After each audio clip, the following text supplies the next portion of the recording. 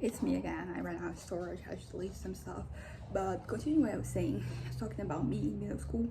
And like right now, when I look back at those moments, I mostly have like positive memories, but I don't want to look back things because because I'm talking about like about being positive, feeling positively about things, particularly things you can't change. And I think sometimes like that's just really hard to do. I was going to use the example of like body positivity and how sometimes like it's hard for you to just look at yourself and love what you see. So in days when that is too strong, that is too hard to do. I think that you could kind of like focus on neutrality. You can be body neutral basically, and I think that that is relevant because that is like it's not ideal. Because I do want to love myself and my body, but sometimes it's hard. You don't love everything every day, and there's like a lot of like different variables because there are things that they're just inherent to you. And I think so maybe like instead of like focusing a lot on yourself as a whole, you could focus it on like smaller parts, particularly the parts you're not particularly pleased with. And that is that's a challenge. It's not going to just happen, and it takes effort. And I'll be honest, like I have struggled with like making it happen, not only regarding like my body, but like other things about my life. I think that I'm pretty okay with who I am as a person. Like think of me like my personality traits, and I stand for that type of thing. Like I'm okay with where I am at. I'm even like I guess you could say I have embraced it to the point where I am like beyond just be okay. I'm like, yeah, I'm glad that this is me. I'm glad that this is how I process things. I'm glad that this is how I judge things. And like that is also something that changes because I mentioned before, like the way I wanted to be when I was in middle school, pre-trauma and post-trauma, like it was because I think that I wanted to project strength, since always. That is not really a new thing, but I think that like after that trauma that I had when I was 13, after that, like things they really changed. I think like my understanding of strength, it kind of like changed, and in some ways it became more physical or more brutal. So like for me, like it involved a certain level of aggression for me to just feel that I was like doing a good job of like just being a version of myself, to whom like that situation couldn't happen before. Because that is ultimately like that, that's a very obvious thing about trauma, that the thing that you kind of like assess that made you like go to that situation, like you're trying to reject that and create scenarios and situations in which like you were no longer that person. So yeah, like that trauma made it so that I wanted to be perceived as strong. It's not to be perceived, it's just that sometimes it is, I feel like sometimes I get so lost in my own head and what is and what isn't, that having other people thinking about me in a certain way, like that is more validating because that's also easier to do. It's much easier for you to just pretend to be something than for you to be that thing. Or maybe not. There are situations probably I can think of some exceptions to this rule, but like thinking of strength, as I said, like that is something that I like it became really important for me to do that. And it was interesting, something I was thinking about the other day. I even mentioned it to my parents, but like for the longest time I was very insecure about my height. I'm 5'4", 162 meters, and that is honestly like it is short, but apparently like that is kind of that is not like, it's not like the shortest, particularly if you take into consideration like a different body types, how gender, sex, and these things they affect that. And so like it's not particularly short, but for me like it was like the shortest I could be. I'm, for example, the shortest person in my household. Like my parents, they're both like, they were around 5'9" in their prime. Right now they're a little shorter, and then as my brother, who is currently he's currently 6'2", like 188, 189, and he's still growing. He's 17, so he's going to be tall. And honestly, it's really fun for me to just be able to look at that and be like, no, what, I'm rooting for you to be as tall as you can. Because for so long I was a little resentful of him because he was tall and I was not. I wish I was 6'1", 185. Like that is my dream height. But I was thinking about this the other day because I was like, oh my god, I'm okay that I'm not 8'1", I'm not 6'1". Like it's totally fine. I'm fine with that. Because I think there's one thing for you to just say that like, oh, that is fine. Because sometimes I do that. I just say like, okay, that is fine. I say it to myself, but it's kind of hard because I say it because I know that I cannot really mean it yet at a point like this is okay, because I don't feel like that is okay. But as I said, it's been an interesting thing. I was thinking about this same thing with him and like my cousin. She's 6'1", and she's 19, so she's already stopped growing. But I'm not gonna lie, I love her very dearly, but sometimes I would look at her and, I would hate her and myself. Not hate her, I would hate the fact that, she was tall, she got to be tall, and I had to be short. But as I said, like, I finally at a point, I never really thought that this was going to be possible, because this is one of those things that I was like, going to have to be body neutral, because I can't really feel positively about my height. But I'm starting to, just trying to find little things here and there. So I'm finally fine with that. I'm finally at a point where, like, that is no longer, a sore thumb sticking out, when I'm thinking about myself. There are other things that, I should consider, but it's interesting because it just proved to me that, like, these things I'm struggling with right now, like, I'm struggling in terms of, like, me developing myself and growing out of that. Like, maybe 5 years from now, it won't be an issue anymore. I'll be kind of okay with that. And that is as good as it gets, honestly. Like, I know I say this a lot, it's as good as it gets, that's all you can hope for. But it is really all that I hope for, like, I want, I think that maybe, like, also why I'm happier right now is that my goals are no longer, I want to do this or do that. It's more like I want to be at peace with myself. I want to be fulfilled. I want to be contented. I want to be happy, basically. Just that easy. Naturally, like, there are several different things that come, with territory of, like, you being happy. And, some of them are easier to do than others. But it is important to keep in mind that I think, like, having a positive state of mind is kind of like the goal. I know that this might sound a little difficult because, like, your mind changes all the time. So, like, do I change as a person when things change? And, like, no, not really. Because, as I said, like, I'm not anticipating things, like, for me to no longer have problems. Like, I will always have problems. Like, we all have problems. That's part of life. And I kind of accept that, because sometimes having an issue, it can be a little challenging. And I realized that, something that I kind of, like, didn't want for me to just live a good life is having some challenges. Like, if everything is a plateau, it doesn't really feel like, like you're growing. I don't know, like, you get kind of bored, and you're always going to be bored. But, like, I do think that there are different types of boredom that you can have, and some of them, I guess, are more acceptable. Something that I've been hearing a lot of people, talk about lately is this thing of, like, you have to be bored, because, development happens when that occurs. And, I'm just like any other person my age, or younger or older, at this age of technology and the internet and social media, all that. Like, we're all like, we're all developing bad habits, and also, like, those situations, they're bad for our brains. Like, that's just the case. But it doesn't matter if, like, no, it does matter, but it doesn't matter, like, the damage that has been done. Like, you can undo it, I think.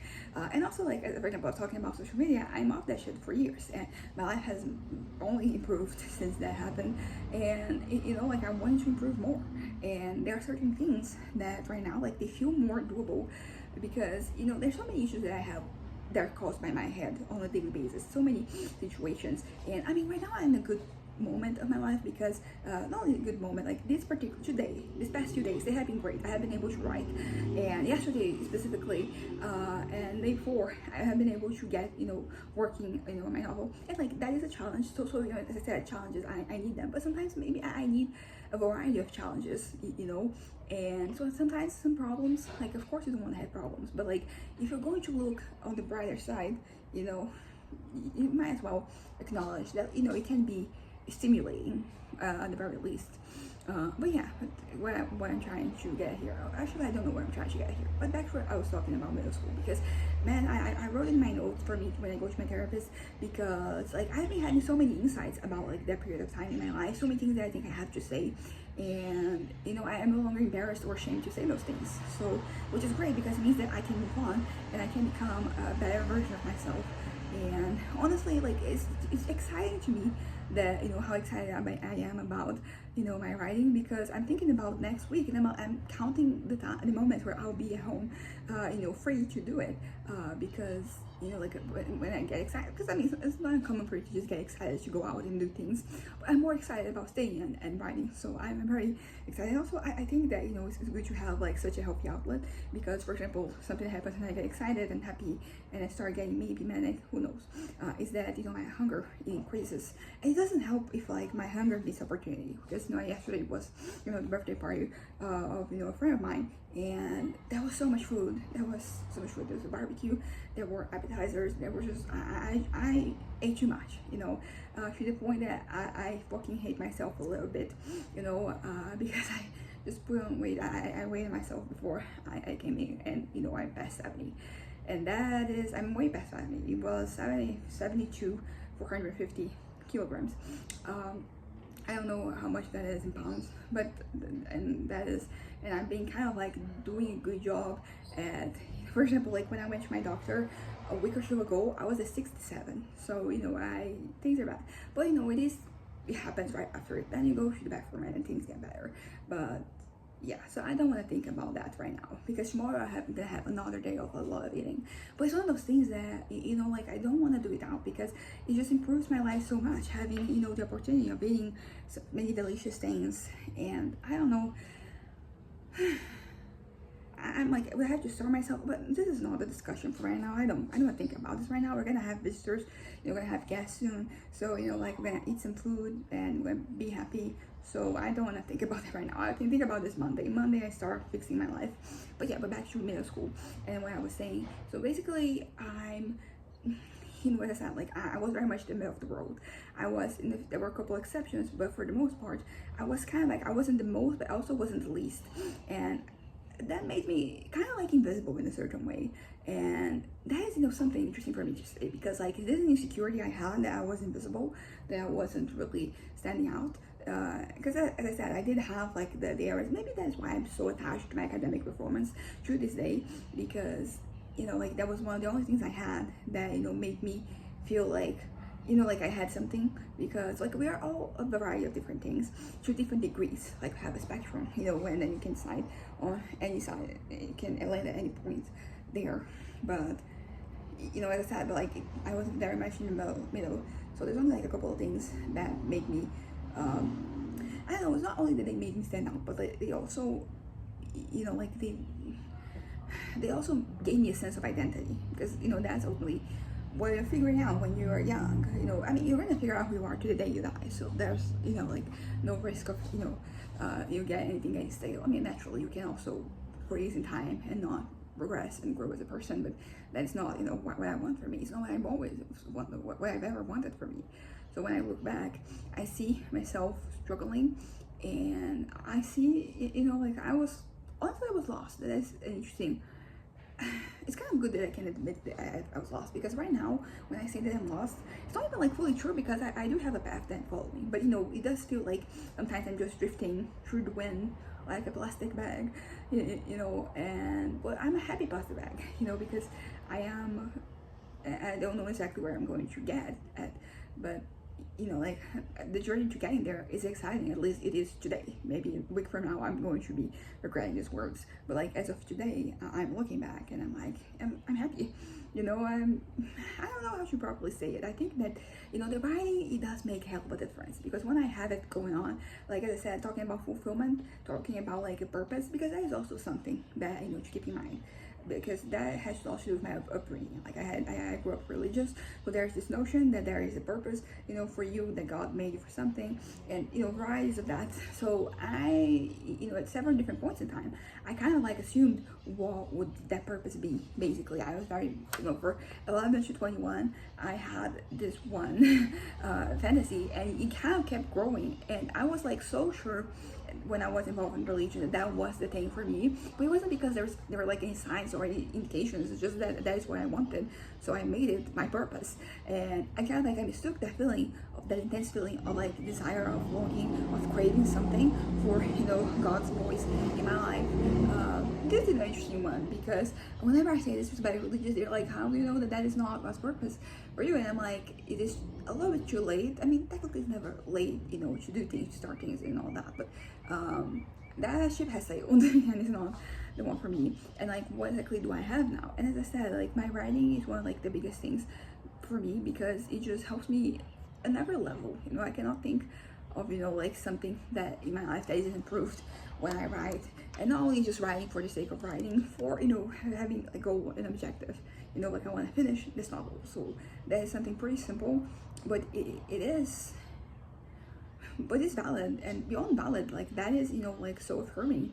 And I don't have to have like the biggest, most megalomaniac desires and things for me to just be bored, because I think that is also something that happens. Like it's when I think that I'm feeling lost or whatever, something along those lines. Like if you have something very grandiose, something that is very appealing to you, you kind of, so that's probably a defense mechanism. And honestly, yes. I think whenever I face some type of challenge or insecurity in my life, I will go back to that fantasy that I have, and I'll build on that. So it became, absolutely undoable and impossible. I mean, I'm not saying impossible, because technically anything is possible, but it's just so unlikely that I can call it impossible. And yeah. Also, it's interesting for me to think that like I don't need all of that anymore. Like that is an interesting development. That's a different way of looking at the situation. That because now I need that, like those accomplishments to, be that person, to become that person. So I could feel okay with myself. But right now I'm just kind of okay with myself. I don't need, like, as I said, like that anymore. I can focus on other things. They're more fulfilling for me. And I honestly am in a very comfortable position. When you think about the entirety of the world population, I'm definitely, like, well-being wise, not only well-being, but like my circumstances, my physical circumstances, socioeconomic circumstances, like they're very much, at the top. I'm not at the top, but compared to like everybody else, like I'm doing fine, more than fine. And I think that I think these days the only time that ever, constantly thinking about money, because I'm not making that much money, so I have to be careful of like how I spend it. But basically I would like to make more money. Like, who wouldn't want to make more money? So there's that. But it's just that, so but that's kind of like the extent of that. Like I want to make more money so I can enjoy more things and do more for myself. And as I said, like I know this is everybody, but it's interesting that I can just say that, because for so long I wanted so much more, so unbelievably more. And it's great for me to just be free from like the chains of desire, because then I'm like, am I my worst enemy? Honestly, sometimes I feel like I am. Because my brain it feels like, I know when I'm talking about my brain, I'm talking about myself, but sometimes it feels like that there's like two different people here fighting. One is trying to keep the peace and do productive things that will make me happy, and the other that is trying to stir shit up, and that leads to me being unhappy with myself and with things. So I'm kind of like stuck in this limbo. But honestly, like right now I'm doing great. So like I am sometimes stuck in this limbo, not as of this moment. Right now they're looking up, and I don't want to think too hard about how I'm going with my writing, because I don't want to jinx it. Not that I believe that it would jinx it, but like I don't know, I feel like maybe I've hit the perfect pace that allow me to be like this. So what I want is I want to continue being in space. And maybe if I just say too much, I'm going to start restarting things, because the thing about putting things out there, just saying them out loud, or to your therapist, different pretty much versions of the same thing, is that sometimes when you're in the process of developing, you're going through something like that might also translate into you being productive. And then the moment that particular revelation is over and you are like waiting for the next thing to appear, you kind of like you lose your touch. So like I don't want that. Of course it can happen the other way around too, like like once you just get something out there, you have like that conclusion of that development, that you're able to do something, but then like something else you have to deal with, something else comes along, and then you're kind of stuck. But you cannot really do things. So I don't know which one would be the case, but I don't want to like say more.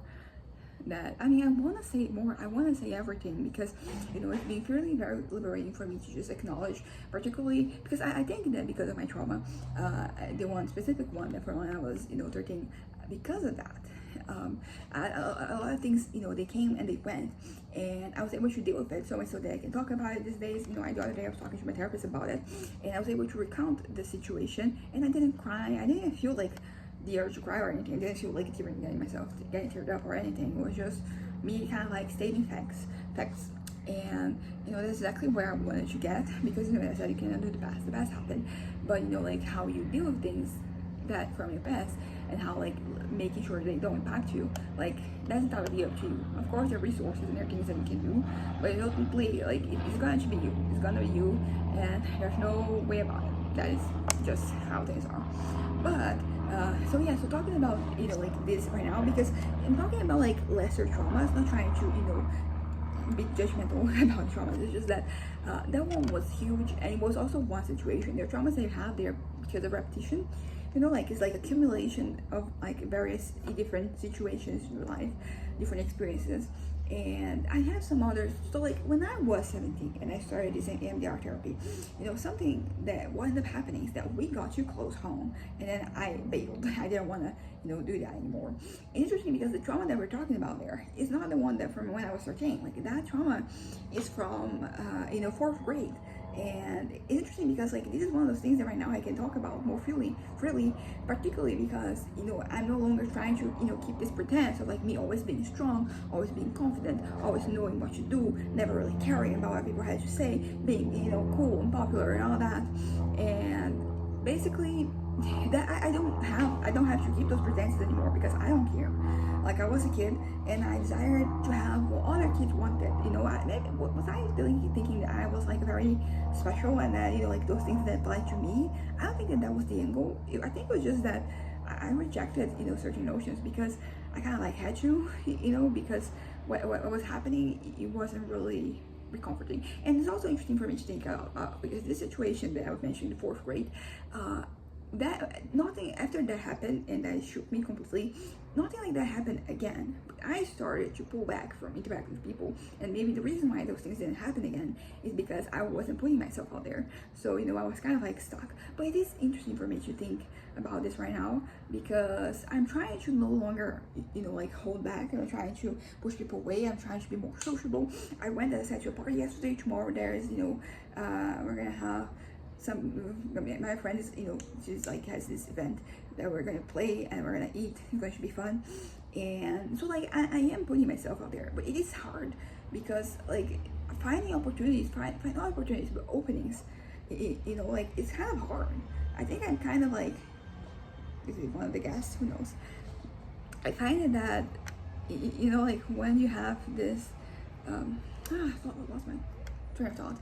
But yeah, basically what I'm trying to say is that middle school, I kind of like started pushing people away because I was afraid that they would push me away, and that would leave me sad and embarrassed. And honestly, like I think like I have to talk more about me and embarrassment, the feeling, because I think that there's more going on there. To be completely honest, there is a lot of. Why do I care so much? I mean, I think that when you're a teenager, you don't want to be cringe, so there is that. But because it's one thing for it to not want to be something, and a different thing for it to want to be something. So for example, I didn't want to be cringe. I wanted to be cool. As if like those two are. I mean, you could say that they're kind of like antonyms, but there's like cooler things. But basically, what I'm trying to say is that like embarrassment. Like why? It's not just me. I know it's a very human thing. It's just that I guess like I felt before, but I was kind of like unembarrassable. Not that I couldn't be embarrassed, but like I didn't care. Or also I wasn't engaging as much, so like I wasn't giving more openings for that to happen. And yet I had made a fool of myself many times. And it's interesting because I think of like some experiences from high school, and I don't care anymore, which is great, because for so many years I was like, oh, I hate that I said that. Not because it made me seem necessarily uncool or whatever. It's just because it stood in direct opposition to like the person who I wanted to become, the person because also like I think like strong is a good adjective for me to use, because it encompasses so many different things, and all of them there, it's kind of like also like the cumulative effect of like all these things being set in place. So there are things that I said at a certain point that at that point in time for me, like, okay, this is I'm talking about like some particularly experiences where I talk about religion, because like right now I'm not a religious person, haven't been in many years, don't intend of ever being again, but I was at the beginning of high school. So like I said things that I'm like I just they're making me cringe, basically. It's just like, why did I say that? Like that was so foolish. Like that was embarrassing. That's the word. Like that was embarrassing, and I was kind of stuck just being that. But I mean, there's also like an interesting question for me too, because exploring me and like my religious identity, it is interesting, because like right now I've been out there you know, as an atheist for like many years now. So you know, and even before I was like, for some years before that, I already kind of called myself like an atheist in some context. It's just that, you know, like I've been officially out of the church officially since December 2019, so it's going to be 6 years. But before that, I was already questioning a lot of things, and even like I started questioning things more profoundly, like because it goes all the way back to when I was in 6th grade, and I had like the first moment where I kind of like acknowledged that maybe God didn't really have to exist for things to be the way they were. I was raised in a very Christian environment, so like that was never really presented as an option for me. So like I remember being there in 6th grade, and that is when like it hit me. I mean, I knew people who didn't believe, but you know, I don't think I knew any atheists. Like, do I know any? I mean, I do know atheists right now, but you know, when I was a kid, it was like it was like different flavors of Christian that I had, you know, was in contact with. So like everybody believed, regardless of what they thought about, you know, like the different commandments and, you know, principles and everything. Like the central theme was like the belief in God.